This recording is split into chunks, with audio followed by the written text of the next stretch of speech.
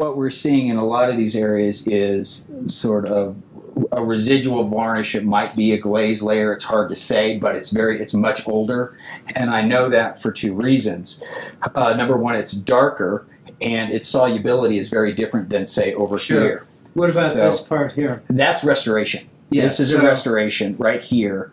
And we can look at that in UVA. I see. So we can highlight those areas. But then if you look at it from this angle, again, what the cleaning does for you is it opens up subtleties. You can see subtle transformation, say, within the lights and darks, and gain that contrast. So the cloud reads like a cloud three-dimensionally.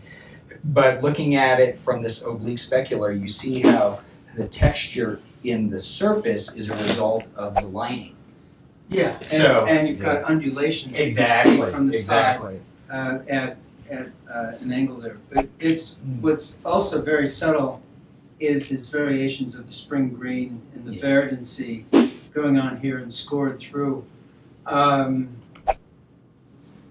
that's beginning to read beautifully. What I've done is I've cleaned the whites here, here, and a little bit in here, and left this. So this is really in contrast to this. Sure. And this is sort of in contrast to this. But it isn't, I mean, just the little pentimenti and the nuances, even in the nubbly edge of the line of that tower. And already, early in his career, you have a sense of manipulation of the architecture, the actual architecture. Because it seems to be, in actuality, much wider, but he wanted to show its height in relationship to the rest of this.